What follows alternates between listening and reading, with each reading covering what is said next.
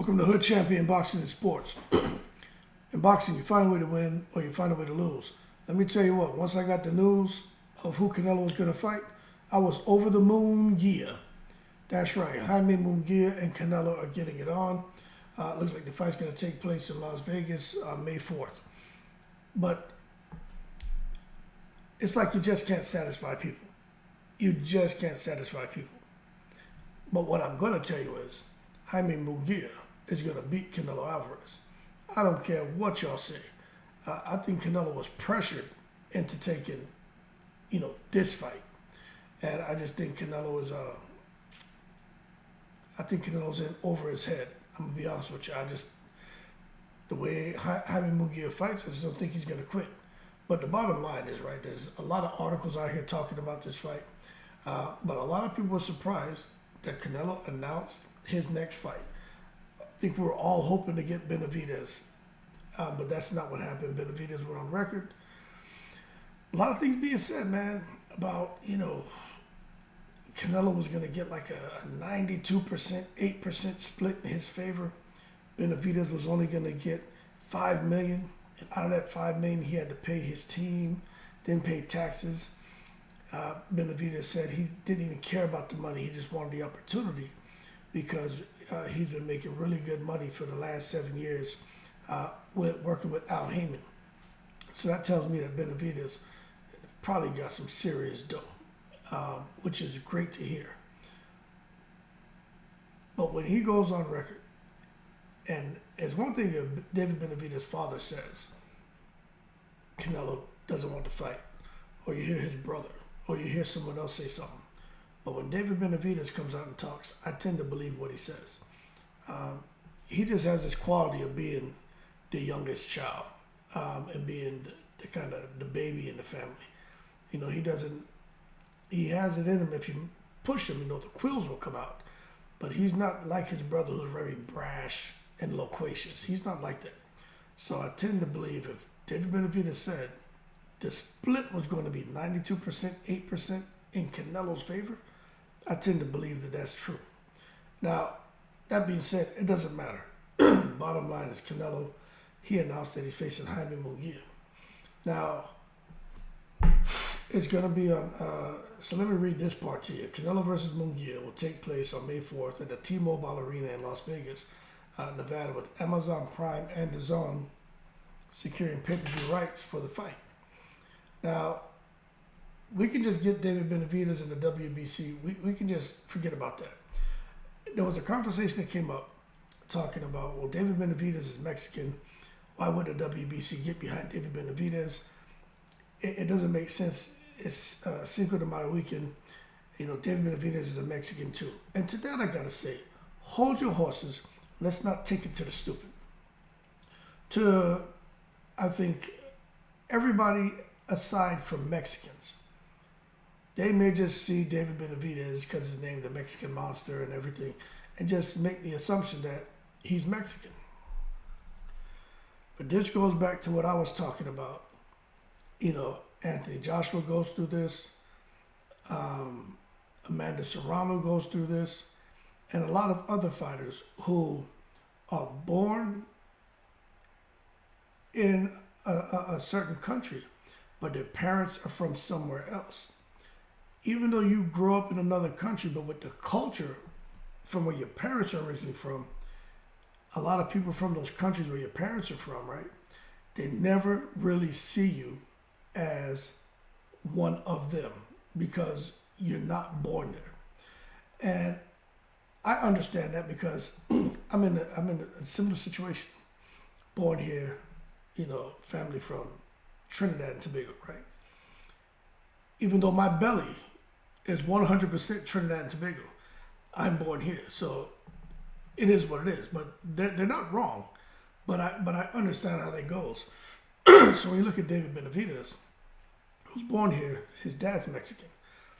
So he qualifies, but he's not Mexican. His mom's from Ecuador.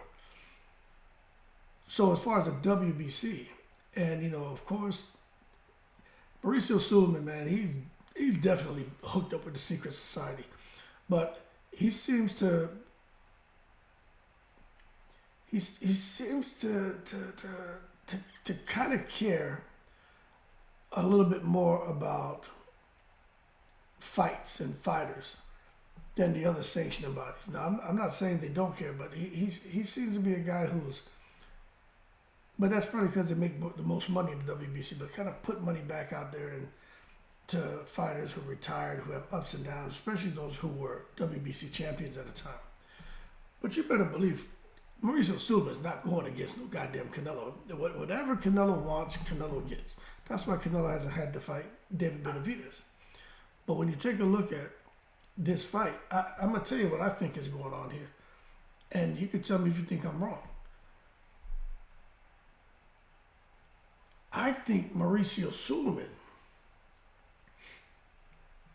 I think he wants to make sure, because he's headquartered out of Mexico, he wants to make sure if Canelo loses, that he loses to a Mexican. And Haime Monga is Mexican. He lives in Mexico. And I just think that's better business for Mauricio Sullivan, because all of those Mexican fans that Canelo has, if Munguia, the young stallion, up-and-comer, can come now and clip Canelo, because there's so much momentum going with Munguia, with fans, irregardless of their nationality. A lot of momentum is going towards Haime Monga, because he just keeps winning and winning and winning. And you saw in his last fight where Haime Monga was able to get into the. Let me pull it up and I'll just tell you. Haime Monga. I'm gonna show you something, right? The order of progression for Haime Monga, and from what kind of fights he was having to the kind of fights that he's been doing, right? So when you look at Haime Monga, who was having a lot of his fights in Mexico, but let's just start with Gabe Rosado in 2021. After Gabe Rosado, he fought Ballard, he fought Jimmy Kelly, he fought Gonzalo Correa. Then when he got in there with Derevinchenko, people were like, okay, this is a real fighter.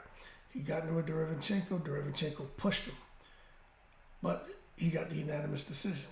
Then he went and he fought John Ryder, who had just fought Canelo, and he beat John Ryder from pillar to post and ended up knocking him out in 9 rounds.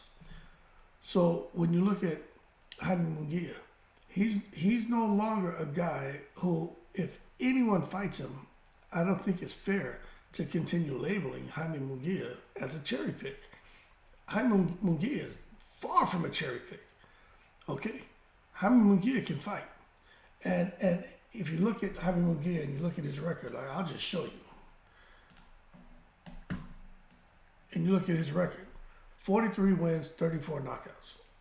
Damn near 80% KO ratio, he's 6 feet tall. They took their time and they built up Haime Monga. And the way they squared him away is absolutely amazing, man. Just knowing that they took their time to make sure that Haime Monga would be ready for this moment. Now, I'm going to tell you this right now. There's no rehydration clause for Haime Monga and Canelo. So whatever weight Haime Monga comes in the ring at, that's whatever weight he comes into the ring. My understanding is the negotiations were very quick. Eddie Reynoso had no problem with anything, and they said there's not going to be any excuses from either side. Whoever loses, loses. Whoever wins, wins. But there is a rematch clause in there for Canelo Alvarez. But let's just make something clear here with Haime Monga.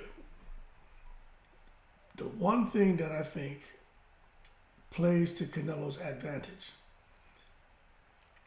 and I think they may be putting a lot of weight into this one factor, is that Haime Monga only had one fight with Freddie Roach. So maybe they're counting on Munguia getting in the ring and overthinking things and not doing things instinctively in just that split second of indecisiveness is going to be all it takes for Canelo to land one of those Mexican bing bings on Haime Monga. Now, I'm going to tell you personally, even if Canelo lands a bing bing on Munguia, Munguia will return fire in an 8-9 punch combination in rapid succession. So Canelo may hit him with a bing bing, but Haime Munguia is going to return fire. He's going to get a bing bing bing bing bing bing bing bing bing bing bing bing bing, and it's going to be an all-out war. Munguia doesn't really get tired down the stretch. Canelo does. Canelo tries to conserve his energy. He's very specific on punches he throws and when he throws them, but he gets up that high guard and he breaks guys down mentally because he stresses them out, because he's keeping constant pressure on them. And we got to wait and see how this works against a guy like Munguia, because Munguia is normally the guy putting the pressure on the other fighters. But when him and Canelo get together, I'm telling you, I'm over the Munguia about this fight, because I think we're going to get a Mexican mashup crasher. And I do feel that the WBC, they feel like, you know what, if we're going to put Canelo in the ring with a young killer, let the fighter truly be from Mexico, because they can continue everything they've done with Canelo. They can do it all with Munguia. Canelo's in Mexico. People in Mexico love Canelo. They love the WBC. It just, everything's good for the WBC and for Mexico. If David Benavidez wins, well, it's a little bit different. I'll put it to you this way. Andy Ruiz and David Benavidez, situations are pretty similar. Oscar De La Hoya, situations kind of similar, right? All born here, but have that Mexican lineage. Let me tell you the difference with Oscar De La Hoya and Andy Ruiz. Both of their parents are from Mexico. You understand? And let me tell you another difference. Andy Ruiz, where he grew up in California, that's basically Mexico. So for David Benavidez, he just has his pops there. He just grew up in Arizona. I'm not saying that.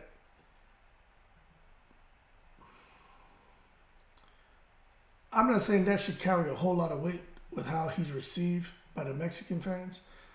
But when you're talking about marketing a fighter and trying to take over or to seize the market that a champion currently has, and you're trying to bring that over to another fighter, I just think that turnkey operation is a lot easier if you kind of take Canelo out and you insert Munguia. But if you take Canelo out and you insert David Benavidez, I just think you get some people like, he's cool, but he's not Canelo. But when you got one of their own homegrown, like Munguia, I just think it works. And I truly believe that a lot of the thought process behind the decision to make Munguia against Canelo. Because where is let me see, I got the secret weapon right here. Because when you take a look at this right here, let me scroll up. This is where things get a little interesting, right? So let me do something for you. This is where things get a little interesting. So you look at 168 pounds, you got Canelo. But we come down to the WBC, right? David Benavidez is the mandatory, but they just skipped him, and that's why they put Haime Monga in the number 1 position. So Munguia could go and fight Canelo Alvarez. And if you look at Munguia, he's for the WBO, he's ranked number 1.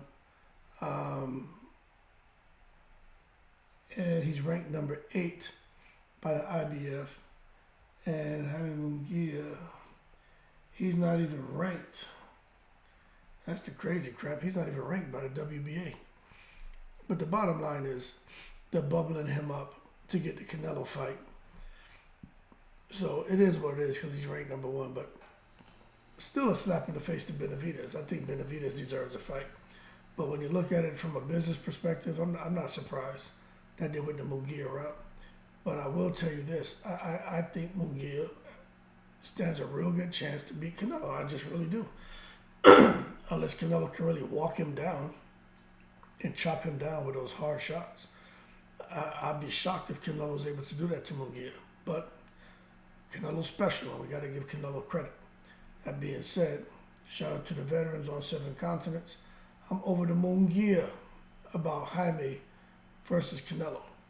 And I do believe the WBC wants to make sure if Canelo's in a high-risk fight ever again, that he's in there with a homegrown Mexican fighter, so that if he beats Canelo the first time and happens to beat him a second time, at least the throne is turned over to a Mexican fighter.